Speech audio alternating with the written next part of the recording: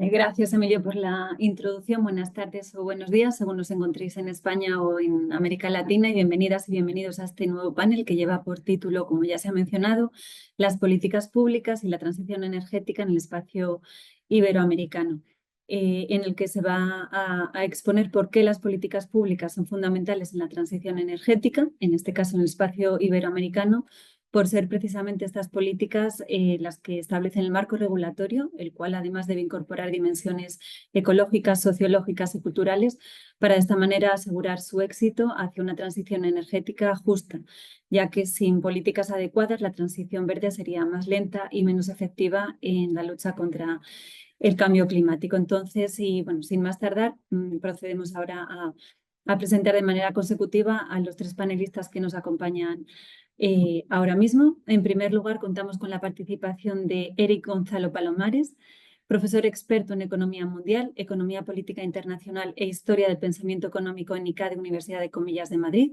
siendo a su vez investigador asociado del Transnational Institute de México, donde coordina el premio Ciudades Transformadoras y el Atlas de Utopías, temas que abordará en el evento. Es doctor en Gobierno y Administración Pública por la Universidad Complutense de Madrid y su experiencia incluye cargos en la Administración Pública como jefe de la Oficina del Alcalde de Guadalajara en México y asesor en campañas electorales municipales.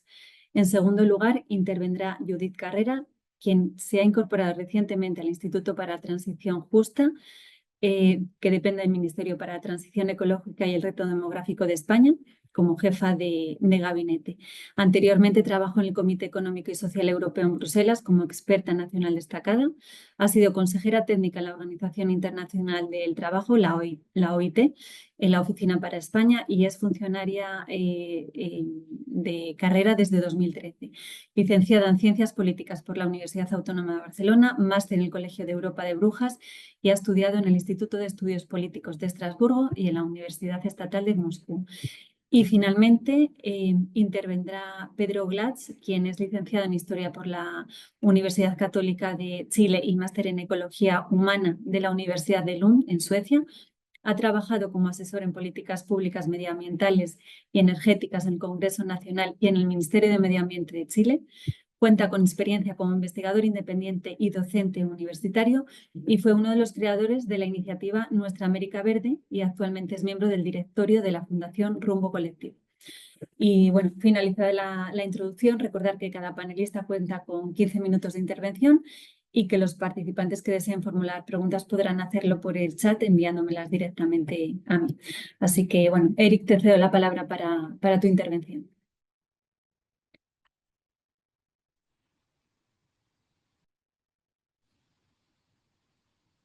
No sé, ¿sí?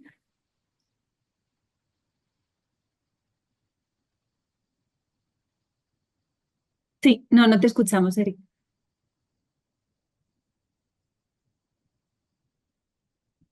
A ver, no,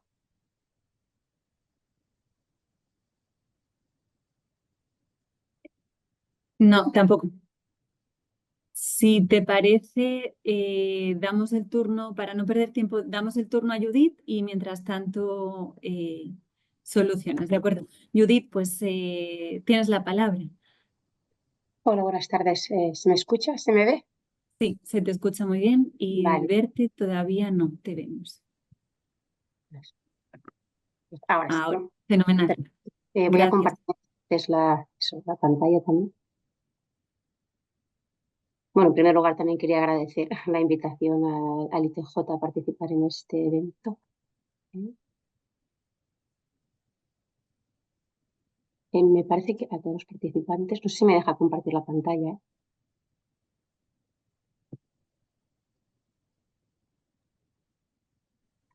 Creo que te han dado acceso, si no. Varios participantes, que estoy un participante compartir a la vez o varios. A ver, opciones avanzadas de la función compartir. Hola Eh, Judith, deberías poder compartir pantalla en el botón verde que te aparece abajo. sí, este es lo que está, le pone compartir, ¿verdad? Ah, mira ahora. Vale. ¿Veis ahora la pantalla? No. Eso.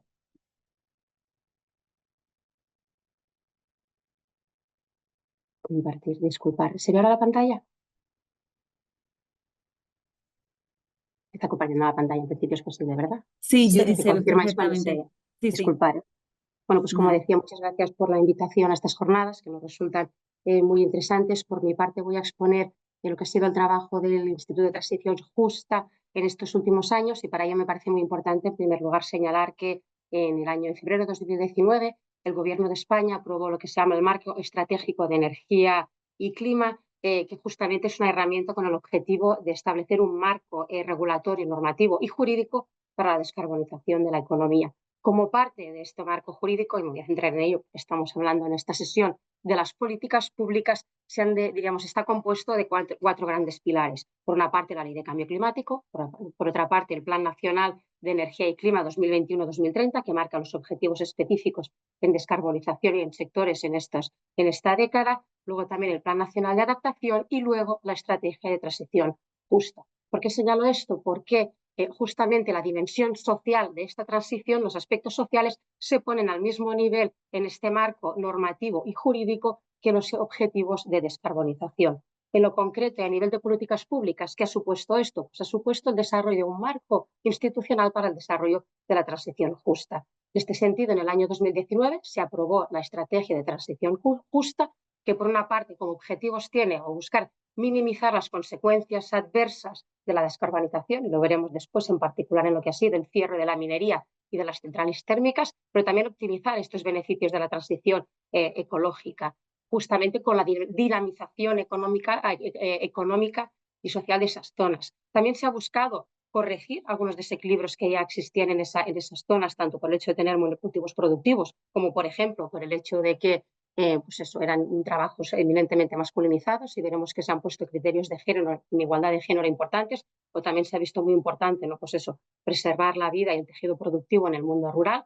Todo esto se ha hecho desde una perspectiva, aunque se impulsase desde el Instituto de Transición Justa, que depende del Ministerio de la Transición Ecológica, de una forma dinámica, diríamos, ¿no? Poniendo en relación distintas políticas públicas, la importancia del empleo, de la formación, del apoyo a las empresas, y todo ya ha venido acompañado de un plan de acción urgente para comarcas de carbón y las centrales térmicas. También me parece muy importante señalar que la estrategia de transición justa, y así viene marcado en la Ley de Cambio Climático, debe ser evaluada y, diríamos, adoptada una estrategia cada 5 años, con lo cual no se ve como un proceso, se ve como un proceso dinámico de acompañamiento de la ley, y entendiendo además que las necesidades y los retos que vayan saliendo en torno a la transición justa pues irán siendo distintos o evolucionando con el tiempo. Y eso también vino acompañado de la creación del Instituto para la Transición Justa, que es una antigua reconversión que hay del Instituto justamente de Reconversión Minera. Aquí solamente quería señalar que el PNIE, que el Plan Nacional Integrado de Energía y Clima, en sus estimaciones de creación de empleo con la transición energética, señala que en España pues habrá un aumento neto de empleo por año, pero también me parecía muy importante señalar que se observa que no va a ser igual en todos los sectores. Algunos sabemos que se van a reconvertir, en otros puede haber nuevos empleos, pero otros sectores, y en este caso, por ejemplo, en la parte de la producción de energía eléctrica, pues hay una pérdida de empleo que ha sido importante, y es ahí donde se han centrado las primeras políticas públicas con lo que se ha definido el Plan de Acción Urgente. ¿En qué consiste el Plan de Acción Urgente? Pues el Plan de Acción Urgente ha sido abordar los cierres de, por una parte, la minería de carbón que quedaba en España, por otra parte, las centrales de carbón, que había 15, y aquí vemos los puntos donde están, y también se ha incluido el cierre de las centrales nucleares que ya estaban, diríamos, establecidas y definidas. Es muy importante esto porque con el cierre tanto de la minería del carbón como de las centrales de carbón, sobre todo con el cierre de las térmicas, observamos como entre el año 2018 y 2023 ha habido una reducción del 50% de las emisiones de gases de efecto invernadero en España, no solamente por esto, pero sobre todo, diríamos, gracias al cierre que se ha producido en la generación energética asociada con el carbón. Si vamos al mapa anterior, los puntos donde están las centrales de carbón estaban al lado donde estaban las minas. Hemos establecido lo que se ha definido como las zonas de transición justa, donde se ha centrado la acción de la administración pública. ¿Cuál ha sido esa acción? Parece importante señalar que un aspecto fundamental han sido lo que ya definimos, los acuerdos sectoriales, es decir, el diálogo social entre gobierno, las empresas y los sindicatos, donde se han establecido dos acuerdos, uno del cierre de minería y otro del cierre de las térmicas, de las centrales térmicas de carbón. Ese aspecto ha sido importante, pero entendemos que si bien el diálogo social una parte fundamental el abordaje de la realidad de sus trabajadores, esos diríamos, sectores están imbrincados en territorios concretos que van a quedar profundamente afectados y por eso también se han suscrito o se han desarrollado lo que se conocen como los convenios de transición justa para reactivar las zonas afectadas y donde la participación con las comunidades autónomas, pero con los ayuntamientos y el tejido social y del lugar ha sido muy importante. Se ha hecho un trabajo muy estrecho con los ayuntamientos de esas zonas y eso se ha hecho a través de procesos participativos amplios, digamos, que han trascendido el diálogo social y con una variedad de instrumentos. ¿Cuáles han sido las actuaciones emprendidas y los resultados para tener una visión un poco, pues eso, de conjunto de lo que se ha hecho? En primer lugar, y como señalábamos, ha sido fundamental desarrollar acciones dirigidas a los trabajadores afectados, y digo trabajadores porque sobre todo, como decía, han sido sectores muy masculinos. Eso se ha hecho a través de ayudas sociales, por ejemplo, pues para el tema de las jubilaciones o de las jubilaciones anticipadas, pero también se han creado bolsas de trabajo para aquellos trabajadores pues que quedaban disponibles para facilitar pues, en contrataciones de formación posterior, y vemos que en esas bolsas se han inscrito 941 trabajadores. También me parece muy importante señalar que el enfoque que ha habido ha sido no solamente abordar la realidad de los trabajadores que trabajaban de forma directa en esos sectores, pero también los auxiliares, porque entendemos que era muy importante poner a los trabajadores auxiliares como parte, diríamos, de los acuerdos que se han firmado.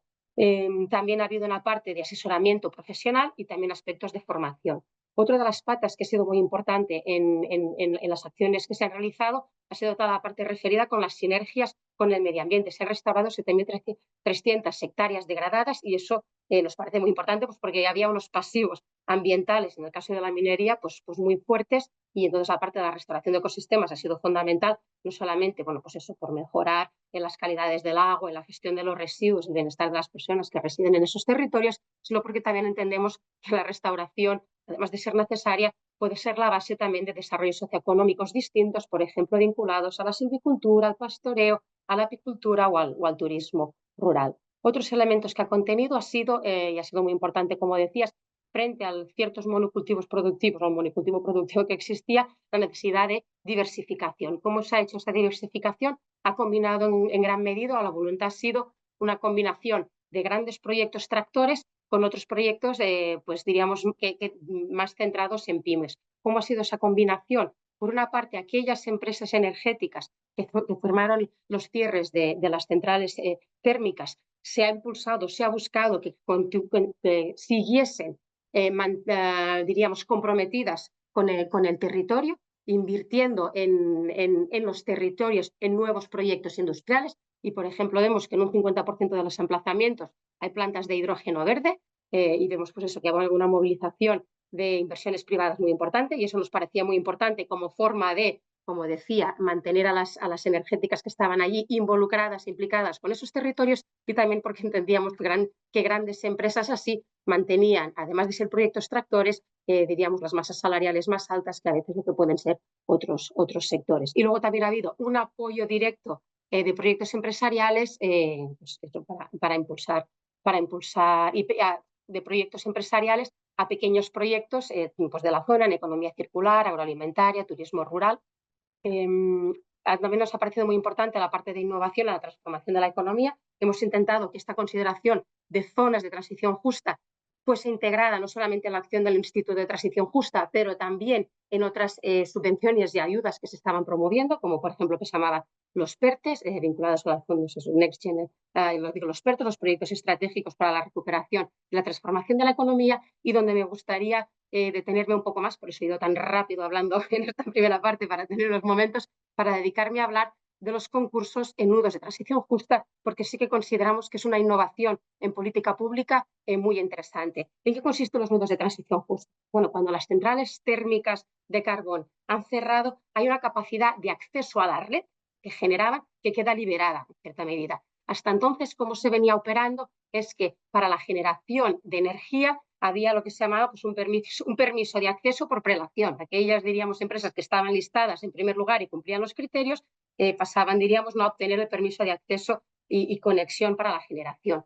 En este caso dijimos, no, el sistema que se va a utilizar va a ser distinto, y lo que se va a hacer se van a someter esos nudos de capacidad de acceso a la red a un concurso. Un concurso que no solamente prime elementos tecnológicos o elementos económicos, sino que sobre todo mire a los impactos socioeconómicos que vaya a tener en el territorio. Es decir, aquellas empresas que quieran tener capacidad de acceso a la red para generar energía en esos nudos, tienen que venir acompañadas de proyectos, como digo, que sean beneficiosos para el territorio. Y eso ha generado una competencia virtuosa entre las empresas que hacían propuestas, han hecho propuestas, pues eso, de producción de energías renovables, pero a la vez acompañado pues de proyectos industriales de implantación en el territorio donde nos hemos puesto criterios sociales. Y hay que decir que eso ha tenido un coste muy menor para la administración, podríamos decir a nivel de recursos humanos, pero estamos viendo unos beneficios muy interesantes para el territorio, donde además hay que señalar que se han puesto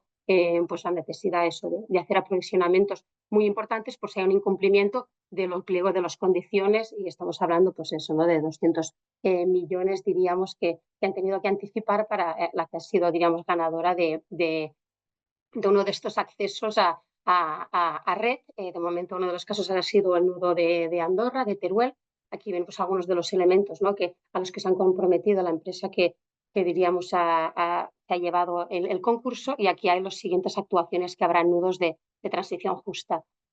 Para seguir avanzando, me parece muy importante señalar también el trabajo cercano que se ha hecho con los ayuntamientos, sobre todo los pequeños ayuntamientos, porque muchos dirían que estas, bueno, pues eso, térmicas estaban en zonas rurales donde había pequeños ayuntamientos, y también han abierto líneas de ayuda y de subvenciones en recuperación del patrimonio, y nos parece muy importante, se hablaba en la anterior mesa, el tema de la identidad sociocultural tan fuerte que hay vinculada a la minería. Entonces, poner en valor la importancia que tienen esos territorios en el desarrollo industrial del país, en clave de pasado de lo que ha sido muy importante. También los proyectos de diversificación económica tienen esa voluntad de mirar en clave de futuro. No solamente son territorios que jugaron un papel fundamental en la generación energética o el desarrollo de los países del país en el último siglo, pero pueden ser, diríamos, zonas y deben verse proyectadas así con un futuro importante también. Pues como decía, la parte de participación social y perspectiva de género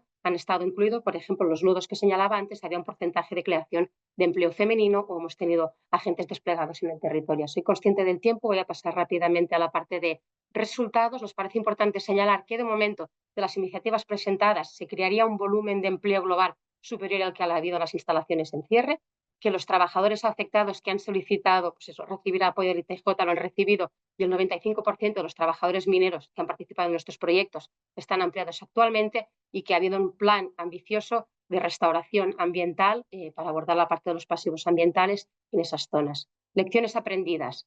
Anticipación ha sido fundamental. También hemos observado que la energía y el tiempo que se combate, diríamos, que se dedica en combatir algunas de estas sinergias, se pierde para anticipar el futuro, y creo que esta parte es como muy importante para lecciones a futuro o los próximos retos que tengamos delante. Otro aspecto que es muy importante señalar es no ha sido lo mismo el cierre de las minas, por ejemplo, donde nos encontrábamos stranded assets, es decir, empresas zombies que incluso no se comprometieron ya en la restauración de las minas, pues eso, porque pues hace en los años 90 pues había 45.000 trabajadores, y ahora lo que quedaban las minas ya era muy poco, en términos numéricos, y como digo, muchas empresas zombie. En cambio, en el caso del cierre de las térmicas de carbón, la participación de las eléctricas ha sido clave en esas nuevas inversiones que señalaba, con capacidad tractora. Y luego lo que vemos muy importante pues, es avanzar en que las empresas establezcan planes de transición justa internos. La gobernanza ha sido en parte muy importante, que no fácil, fundamental la actuación entre las distintas administraciones, y también es un tema señalar la tensión que se genera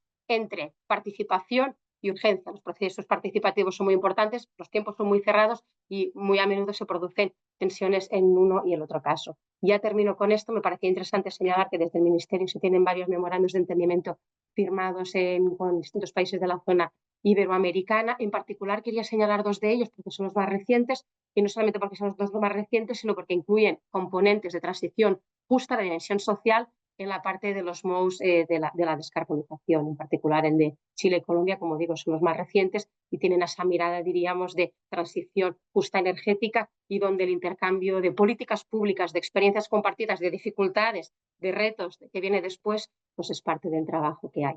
Y si les parece, con esto cierro, señalando, como nos decía, las estrategias de transición justa, compromiso de evaluación a los 5 años, en eso estamos, y de empezar a trabajar en la nueva, en eso estamos también. Muchas gracias. Cualquier pregunta, pues eso, a vuestra disposición. Gracias, Judith, por tu exposición respecto a las acciones y avances presentados y todo para caminar hacia una transición energética justa y sobre todo por tu esfuerzo en querer explicarnos tan rápidamente todo. El PowerPoint se ha quedado sin compartir, no obstante, nosotros lo compartiremos al resto de participantes y en el momento de hacer preguntas, si deseas luego proyectar alguna slide en concreto, tendrás tiempo. Así que muchísimas gracias. Cedo ahora la palabra a Eric, haciendo una corrección al señalar que la sede del Transnational Institute, donde trabaja Eric, tiene su sede en Ámsterdam y no en México. Eric, cuando quieras. A ver si esta vez te podemos escuchar. A ver. Hola, Eric, ¿nos escuchas? Bueno.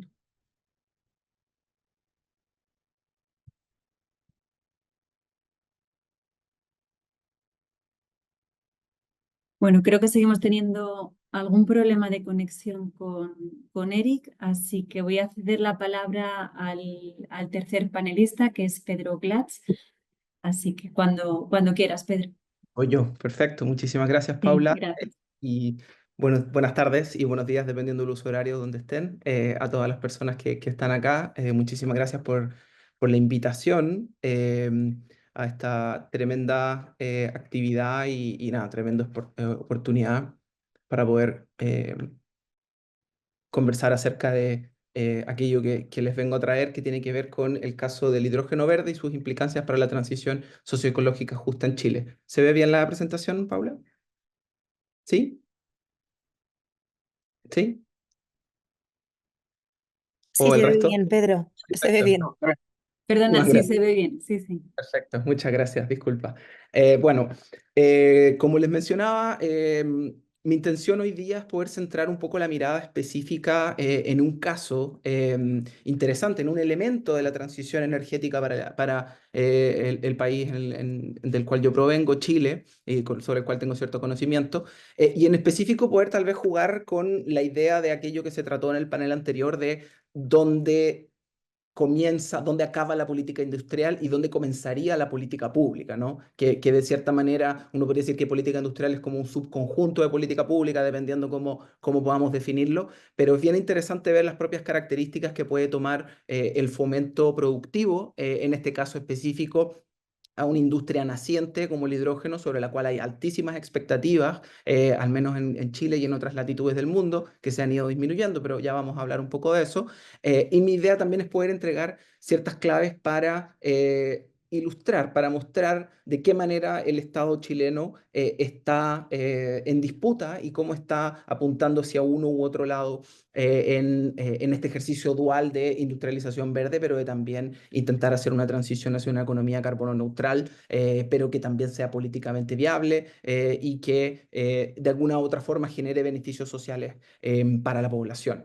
Las características de este elemento, de esta industria, hacen específicamente importante mirar múltiples dimensiones en las que puede impactar, porque en la política industrial del hidrógeno es también política energética, es política de desarrollo territorial, es política en general de servicios públicos. Así que, en primer lugar, comentar que algo muy a modo de contexto, porque tal vez la mayoría de los que están acá deben manejar en qué situación está el hidrógeno verde como industria, pero su uso en los sistemas energéticos no necesariamente es una idea que haya surgido durante los últimos años. Está esto hace muchas décadas ya dando vueltas como un potencial combustible o fuente energética, vector energético del futuro, pero no había agarrado la suficiente fuerza como efectivamente ya hace unos 5 o 6 años comenzamos a ver a lo largo del planeta un número muy grande de estrategias nacionales de uso de hidrógeno verde, ciertos proyectos industriales que comienzan, perdón, de hidrógeno, y ciertos proyectos industriales que comienzan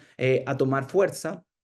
Y lo hay dos elementos que yo creo que son súper importantes como para entender por qué esto agarra fuerza. Por una parte, esta idea que el hidrógeno vendría a ser algo así como una navaja suiza de la transición energética, es decir, tiene una enorme cantidad de aplicaciones y utilizaciones potenciales en una economía carbono neutral. Se podría utilizar como combustible, específicamente en automóviles, en transporte marítimo, otros usos industriales difíciles de descarbonizar como la producción de acero, etcétera, etcétera.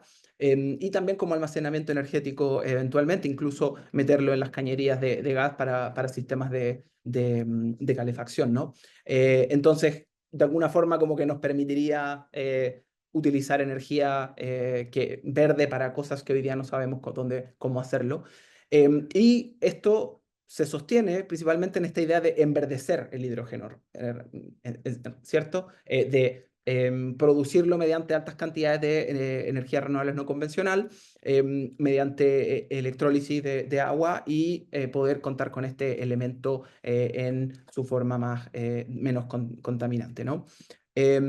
Y el caso, en particular en Chile, hay un desarrollo muy fuerte de esto. Ya comienza el año 2019 con una estrategia nacional del hidrógeno lanzada durante el gobierno anterior, que fue el gobierno del presidente de centro derecha, Sebastián Piñera, que es una estrategia nacional, diría yo, con otras características principales. Yo creo que la primera es que es una estrategia muy, muy, muy ambiciosa.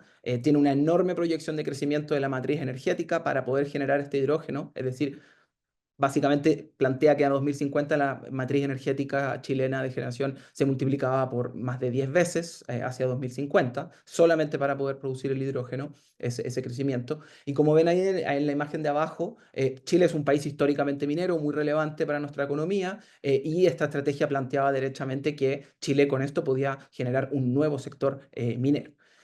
Pero cuando uno empezaba a mirar los detalles específicos de por qué se fomentaba esta industria y se le ponía el apellido verde, podemos observar que había algo así como lo que se ha denominado la visión de túnel del carbono, ¿no? Entender que la única variable a través de la cual uno puede evaluar la sustentabilidad o falta de sustentabilidad de una industria o sector económico tiene que ver con su nivel de emisiones de gases de efecto invernadero. Y como bien sabemos, existen muchísimas más implicancias que una industria puede tener en términos de impacto ambiental y social. Por una parte, el mismo uso de los recursos necesarios para levantar esta industria, los impactos territoriales de construir una industria en el territorio específico que se quiera colocar. También estos sistemas industriales masivos exigían también otras industrias como la desalinización, con los impactos que ello puede conllevar, etcétera, etcétera. Y se vuelve un poquito más complejo el pensarlo en esos términos. Pero yo creo que esto es algo que parece como, tal vez a veces no se ve desde fuera, pero lo que la industria del hidrógeno verde en Chile quiere, y aquí les muestro el mapa de una parte importante de los proyectos que están avanzando hoy en día en hidrógeno. En particular me interesa que vean los que están destacados con verde en la región de Antofagasta en el norte y de Magallanes en el sur. El hidrógeno verde lo que permitiría, y esa es una de las principales fortalezas por las que se está fomentando, es destapar el potencial energético desconectado del mundo que tiene la Patagonia en Chile. Chile, como caso exitoso de generación de energías renovables no convencionales, concentra la mayor parte de esa producción en el norte, en el desierto de Atacama, en la zona de Antofagasta que está marcada ahí, y alrededor está marcada ahí en el mapa, en el norte. Y la zona de Magallanes, por su desconexión, hace imposible utilizar el enorme potencial eólico de los vientos que se encuentran cercanos al estrecho de Magallanes, ¿no? Entonces, la propuesta finalmente, o lo que vendría mayormente a impulsar esta industria, es efectivamente ser capaz de transportar o entregarle alguna utilidad a ese potencial gigantesco de energías renovables no convencionales que se cuenta en la Patagonia chilena. Y aquí es donde la idea de esta industria como de exportación comienza a tomar forma, en específico pensando en una enorme gama que tienen los usos del hidrógeno, tales como poder producir combustibles sintéticos, amoníaco, fertilizantes, explosivos e incluso la producción de acero en nuestro país. Pero creo que acá es donde la conversación con la política pública también parece interesante, porque Algo que ocurrió bastante rápido en Chile y que yo creo que puede hacernos tal vez intentar reflexionar de qué manera se empiezan a influir estos instrumentos más de fomento productivo y otros de política pública, es que ya en las estrategias energéticas y de transición, digamos, energéticas macro chilenas, ya se ha incorporado de manera fundamental el hidrógeno, sin siquiera contar hoy en día con una industria efectivamente puesta en escena. Aquí podemos ver este número que plantean la política energética de largo plazo de Chile a 2050, que el 16% del total del consumo final de energía, ni siquiera estamos hablando de la generación eléctrica, sino el consumo total, a 2050 debería venir de hidrógeno verde. O sea, estamos poniendo en nuestra planificación energética a larguísimo plazo, en la cual descansa la posibilidad de descarbonizar nuestro sistema energético y nuestra economía, estamos confiando en que este nuevo desarrollo tecnológico va a ser capaz de traducir estas necesidades energéticas en menores emisiones. Y por otra parte, la estrategia propiamente climática también se pone una meta muy ambiciosa y que también plantea la necesidad de generar industria de combustibles sintéticos, es que al 2050 se alcance al menos un 70% de combustibles cero emisiones en Chile. Entonces empezamos a ver la forma en que esta política industrial agarra mucha relevancia en la política social y energética en este caso. Creo que también es importante algo que se mencionó en la presentación anterior de Felipe Irarrázaval, que me pareció muy interesante poder también contar con ese aporte para situar esta conversación.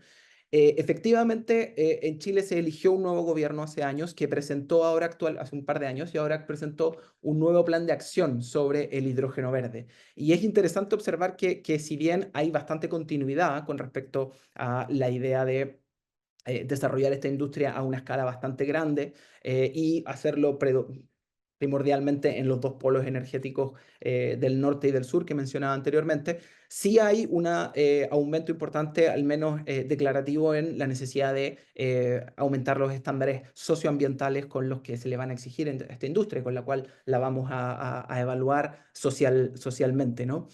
También hay una mayor confianza en el rol del Estado, que está muy unido precisamente a aquello que se proponía previamente de situar como en el marco de esta industrialización verde. Entonces, resulta aquí primordial comprender que en este plan de acción se está privilegiando o se está pensando de manera primordial en la generación de empleos y no necesariamente con una variable tan amplia en las implicancias socioambientales que esto podría tener. Algunos hitos relevantes que me parece interesante mostrar qué es lo que ha pasado en los últimos años en esta materia, en el caso chileno, porque es que ya existen algunos proyectos en evaluación ambiental y aquí quería solamente poner a modo de ilustración bien sucinta.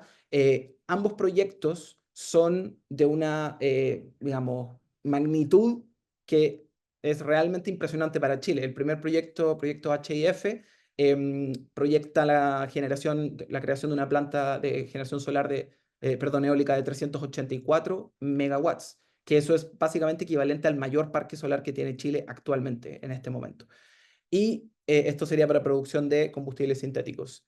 Y en segundo lugar, el proyecto HNH, que sería para producción de amoníaco verde, para su exportación también, es de 1.7 gigawatts de energía. Entonces estamos hablando de que estaríamos multiplicando por 4 la mayor planta solar que hoy día existe en Chile para hacer este desarrollo nuevamente en este territorio sin mayor impacto. Y en segundo lugar, otro hito que me pareció interesante también mostrar, que demuestra la prioridad monetaria y financiera que el Estado chileno le está dando a esto, es que acaba de anunciarse hace unos meses que el Estado chileno contrajo créditos con distintos organismos internacionales de financiamiento económico por más de $1.000 millones, que nuevamente para la industria chilena, para el fomento productivo chileno, estamos hablando de cifras astronómicas. Entonces hay una decisión política muy relevante de tomar esto y, como mencionaba antes, de incluirlo en la estrategia de largo plazo de transición energética chilena.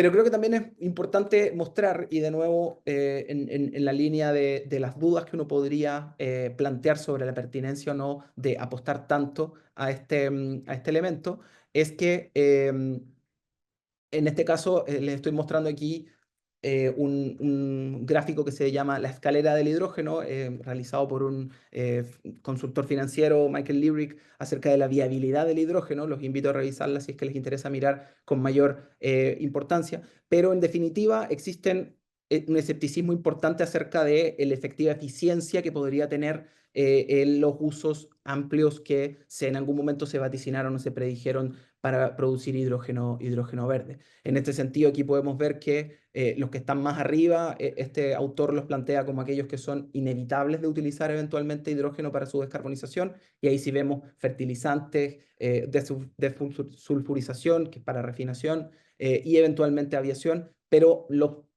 usos que se han estado marketeando mayormente, como el utilizarlo en automóviles o el utilizarlo como reemplazo del gas o añadirlo a las cañerías de gas para calefacción, son hoy en día muy poco competitivos. Entonces, pareciera que no tiene tanto sentido ir hacia allá. Y a modo de cierre, creo que ya estoy más o menos en el tiempo, ¿no? Sí, para ir Paula? terminando. Perfecto, perfecto. A modo de cierre, quería solamente dejar algunas preguntas telegrafiadas con respecto a la información que he ido intentando proponer, que dice relación con hacernos la pregunta en el marco de esta transición, ¿cuál sería la real, digamos, real uso y la real efectividad de producir hidrógeno verde en nuestro país en consideración a lo que sería una transición socioecológica justa? Aparentemente hay ciertas dudas sobre su gigantesca rentabilidad con la que se planteó inicialmente el desarrollo de esta estrategia. Y creo que de alguna forma es posible plantear ciertas dudas también con respecto a la real capacidad que un país en el sur global, como es el caso de Chile, y en este escenario de desarrollo de estas nuevas industrias, tengamos para reindustrializarnos o industrializarnos en una industria que aún ni siquiera está tan desarrollada. Y finalmente creo que para la conversación en torno a políticas públicas más amplias y de la transición socioecológica justa, la duda también es qué perdemos al priorizar esta industria, porque las capacidades, y en particular con respecto a las capacidades estatales, me lo pregunto yo, porque hoy en día lo que el Estado más hace o los estados más hacen en materia climática es precisamente planificar, ¿no? Es orientar, es marcar el camino, es mediante instrumentos que anteriormente eran mucho más grandes, como financiamiento o regulaciones más estrictas, hoy en día es mucho más de acompañar procesos y de la colaboración público-privada. Cuando tenemos herramientas tan limitadas, y en particular en este alto gasto fiscal que el Estado chileno quiere promover, no tendría más sentido avanzar hacia otros elementos que podrían ayudar a una transición socioecológica justa, como la regeneración residencial distribuida o otras de esas características. Eso como reflexiones para algo que está todavía en desarrollo. Muchas gracias, Paula. Y creo que alguien había levantado la mano, pero no sé si eso va para después o qué. Sí, muchas gracias, Pedro, por todas las reflexiones y tu exposición sobre el caso chileno respecto al hidrógeno verde. Efectivamente, Arabella tiene la mano levantada, pero bueno, como hemos indicado, para cualquier pregunta le recordamos a los participantes que pueden hacerlas por el chat y posteriormente las trasladaremos a los ponentes al final de sus intervenciones. Vamos a intentar contactar con Eric de nuevo. Si no es así, de no ser así, trasladaríamos las preguntas tanto a Pedro como a Judith. Eric, tienes la palabra. A ver si esta vez puedes conectarte. Creo que no te escuchamos.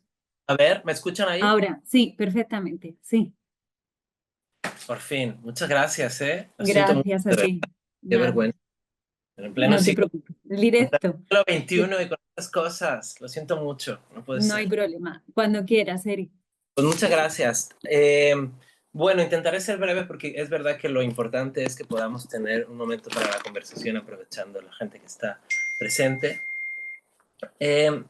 Bueno, yo lo que me gustaría colaborar con la conversación, tratar de participar o de contribuir, En términos de la política pública, sería una reflexión respecto a la transferencia de las políticas públicas, preguntas respecto al cómo aprender sobre las políticas públicas, preguntas sobre cómo viaja el conocimiento, todo lo que en la disciplina llamaríamos knowledge management. Para ello voy a intentar hacerlo a través de un proyecto que no sé si ustedes pueden ver. Estoy intentando compartir la pantalla. No sé si ustedes lo ven. Aún no. Es que, a ver, ay, todo esto es tiempo perdido, qué vergüenza. A ver, no. Es- La he mandado al chat, en cualquier caso, creo que ya se va a retransmitir. ¿Ahora sí me ven? Ahora sí, se está cargando. Sí, sí, sí. Ahora lo ven, ¿no? Sí, ¿Sí? perfecto, Eric, se ve muy bien. Sí. Ideal. Bueno, lo que pienso, las cuestiones que pienso reflexionar con ustedes tienen que ver con este proyecto, que es el Atlas de Utopía, que cuento muy brevemente. Este es un proyecto desarrollado, impulsado principalmente por el Transnational Institute, que está ahí en Ámsterdam. Bueno, es un instituto internacional con el cual yo participo como investigador, y entre otras cosas he sido el coordinador de la evaluación de este proceso, de este método que hemos intentado proponer para conocer y transmitir la información respecto a una serie de políticas públicas orientadas a 5 temas muy concretos: agua, vivienda, alimentación y energía. ¿Vale? Hoy pienso hablarles a ustedes de estas, particularmente de aquellas desarrolladas en Iberoamérica, que, como podrán darse cuenta, están ahí, una en Valencia, otra en El Salvador, Cádiz, Valladolid, y tengo otra por aquí arriba, y Barcelona, ¿vale?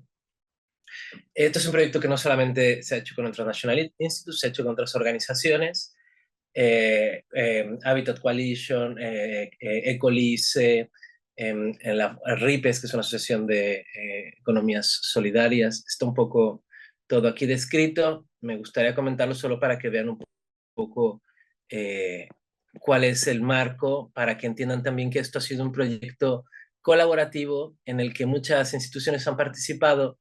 Y bueno, ahí pueden encontrar toda la información, ¿vale? ¿Qué es lo que quiero yo exponer ante ustedes? Primero, plantear la cuestión de la transición ecológica en torno al valor de lo local en la transición, porque pese a que en buena medida las discusiones se dan en torno a las políticas nacionales a nivel estatal, en buena medida muchos de los esfuerzos que tienen que darse se dan en términos municipales. Voy a dejar de compartir la pantalla, ahora volveré a ella, solo para que no estén ahí. Ahora me miran, ¿no? A mí, claro. Vale. Eso sería por un lado. Por otro lado, trataré de plantear estos problemas de la transferencia y cómo los abordamos a través del cuestionario, cuáles serían, digamos, esos elementos que creemos que son los que pueden viajar, el conocimiento que puede viajar, cómo viaja el conocimiento. Y por último, digamos, hablar sobre las conclusiones, los aprendizajes a los que hemos llegado una vez que hemos aplicado este método de descubrir iniciativas que habían intentado hacer algo en términos de la transición justa y social, feminista, democrática, en términos de energía, ¿vale? A nivel global, porque es un premio internacional. Empiezo con la cuestión sobre lo local. Más allá del eslogan de pensar global y actuar local, creo que es evidente que la transición ecológica está determinada por los espacios biológicos, geológicos, naturales de las diferentes comunidades. Aún así, creemos que pese a las diferencias, que no solamente son estas diferencias en términos naturales, sino también diferencias históricas, económicas, sociopolíticas, ¿no? Diferentes incluso correlaciones de fuerzas, aún así creemos que es posible establecer un diálogo de aprendizaje entre los diferentes municipios alrededor del globo, debido principalmente a un par de características que todos coinciden. La primera de ellas tiene que ver con el resultado de unas reformas estructurales que se implementaron en los 90 y consistieron, entre otras cosas, porque posiblemente es algo que la mayoría de los que están aquí ya conocen, pero la historia es así. Se adelgaza al Estado. La manera de adelgazar al Estado es transfiriendo muchas de las responsabilidades a nivel municipal. Esa transferencia de responsabilidades que opera en las transiciones democráticas junto a lo que se conoce como el Consenso de Washington y todo lo que tiene que ver con el Fondo Monetario Internacional, el Banco Mundial y los programas de reducción de la pobreza, que incluían como cláusulas la necesidad de adelgazar el Estado, transfiriendo responsabilidades a los municipios. Sin embargo, la transferencia no fue equitativa en términos de recursos económicos. Esto llevó a que los municipios se vieran enfrentados, municipios alrededor del globo, a la prestación de servicios públicos sin la manera de recaudar o de tener dinero para prestarlos, lo cual fue la antesala de la enorme cantidad de políticas de privatización y de externalización que se dieron en los 90s, 80s, 90s y principios de los 2000s. La consecuencia de esto es que no ha funcionado el sistema, podemos discutirlo. En cualquier caso, debido a grandes movilizaciones, se ha transferido la idea de la energía, el agua, la alimentación como mercancía a un derecho, el derecho a la vivienda que veíamos incluso hace pocos días en la manifestación en España, en Madrid, sobre este derecho a la vivienda. Y este giro en la narrativa, en la manera de entender los derechos, es lo que llevó en muchos casos, en muchos municipios, algunos de ellos son los que están precisamente aquí en el Atlas de Utopía, a la organización tanto de los gobiernos locales junto con los actores sociales. Esto es una de las cosas más interesantes de esto y ya llegaré a ello en pocos minutos. Porque todos estos reflejan un verdadero ejercicio de gobernanza entendida como colaboración de diferentes actores. Los aliados, las alianzas son fundamentales. Vemos unas nuevas figuras que son los paternariados público-públicos, ¿no? Con empresas públicas municipales, en colaboración con cooperativas, con la organización civil, que consideramos así como un actor público, en relación con otro actor público que sería el gobierno municipal. Esto dentro, digamos, de los aprendizajes que forman parte de las responsabilidades del municipio, de nuevo, que eso era la parte interesante a la que hemos dedicado tiempo en el Atlas de Utopía a reflejarlo. Hablaré de ello más adelante. Esta dinámica pasa en cualquier circunstancia global, desafortunadamente. América Latina, África, Europa pasan por este mismo proceso porque hay un consenso respecto a las políticas públicas de la época, que es el consenso que está en crisis ahora. Frente a esto se plantea también, y esta es, digamos, una parte paralela a ello, que los derechos, perdón, que las demandas que estamos planteando son unos derechos transversales, es decir, la energía nos compete a todos, con lo cual es digamos, una demanda que trasciende otro tipo de política, que es la política identitaria, que es ahora un poco la que juega más en la agenda pública. Esto plantea otro tipo de discusiones, modifica el marco de la agenda política, con lo cual plantea nuevos escenarios, si ustedes quieren ponerlo en términos que son muy familiares para las discusiones político-teóricas en España, en términos de amigo-enemigo. ¿Quiénes serían quién sería ese campo de leyes que estaría en contra de un derecho a la energía? Y esto, por lo tanto, permitía nuevas alianzas, y es lo que también está reflejado en el Atlas de Utopías, alianzas político-electorales que también han accedido al gobierno y por ende han tenido la capacidad de promover los cambios, ¿vale? Esto sería en términos de la posibilidad de pensar. Ahora, ¿cómo lo hemos pensado? En el Atlas de Utopías, no quiero perder tiempo metiéndome, pero si ustedes le dan clic a cada caso, en cada caso se va a abrir digamos una página extra sobre la iniciativa. En esa iniciativa van a tener ustedes 3 diferentes narrativas. Estas narrativas responden a la pregunta sobre el policy transfer. ¿Cómo comunicamos la información? Sobre ello creemos que necesitamos diferentes tipos de narrativas, una especie de hermenéutica del policy transfer, que cuente cosas diferentes de diferentes modos. Así que, si ustedes le dan clic a las iniciativas, podrán ver primero un resumen, digamos, catchy, así interesante que resume muy bien precisamente de qué va la política pública. Después, si ustedes quieren leer más, pueden darle a un enlace porque se ha pagado a reporteros de esos municipios, a gente especializada que fuera a hacer una investigación a ver si era verdad lo que nos estaban contando y qué había pasado al respecto, con lo cual tienen otra narrativa, otra manera de aprender sobre ello. Y una tercera que es, digamos, sobre la que quiero llamarles más la atención, que tiene que ver con nuestra conversación sobre cómo aprender, cómo hacer esa transferencia de conocimiento. Es el formulario que ustedes pueden descargar. Este formulario ha sido rellenado por las iniciativas directamente, lo cual significa que no hay un traductor, como dirán los italianos, traduttore traditore, no hay nadie que intervenga y que cambie el sentido de las cosas, está ahí, hecho a mano, digamos, a su puño y letra de las iniciativas. Y nuestra contribución ha sido plantear los elementos que creemos son los importantes en una política pública, es decir, que aquellos que estén interesados en replicar una política pública, esta es la información en la que estarían pensando o estarían interesados a saber. Los elementos son, por un lado, elementos de política pública, la definición del problema, elementos para la implementación de la política pública, elementos para la evaluación de la política pública. En esto es importante destacar que nos interesaba no solo la eficacia, sino también la eficiencia. Es decir, que fuera verdad, y esto es muy importante porque lo hicieron notar las iniciativas, demostraron que era eficiente, es decir, que se podía conseguir el resultado con menos recursos, que ese fue el argumento, ¿no? Privatizador. Y por otro lado, que fuera eficaz, ¿no? Esto son las discusiones que hay ahora mismo sobre la gobernanza, ¿no? Governance for results, ¿no? Gobernanza para los resultados, porque precisamente el problema es que nos hemos enfocado tanto en el proceso, en un proceso de gobernanza, de política pública inclusiva, pero no estamos o no se están ofreciendo los resultados, ¿no? De ahí el descontento cuyo síntoma sería el populismo. No sé, voy muy, como ¿cuánto me queda? Solamente ya para hablar de dos cositas sobre... Te quedarían 2 minutos para No pasa llegar al nada. cierre. Solamente entonces Listo.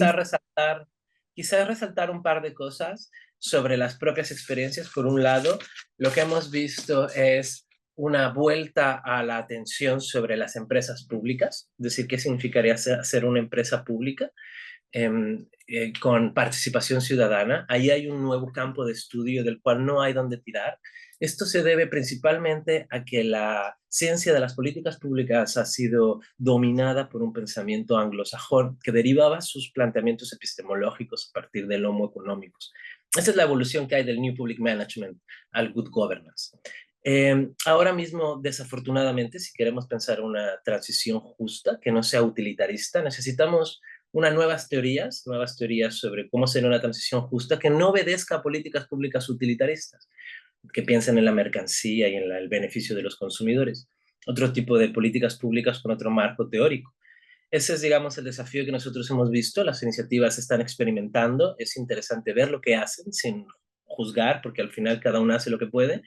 Sin embargo, creemos que, como dice Boaventura de Sousa Santos, en esta sociología de las ausencias y de las emergencias, sí que hay mucha experiencia y aprendizaje vivo que es importante mirar y del cual sí que es posible aprender siempre y cuando trabajemos sobre cómo podemos aprender, ¿no? Esa manera del policy transfer y el policy learning. Creo que ya con esto, perdona, muchas gracias y disculpen los problemas técnicos. Gracias a ti, Eric, por tu presentación y por explicarnos de manera ilustrativa mediante la web el trabajo realizado a través de ciudades transformativas y la importancia del valor de lo local en la transición energética.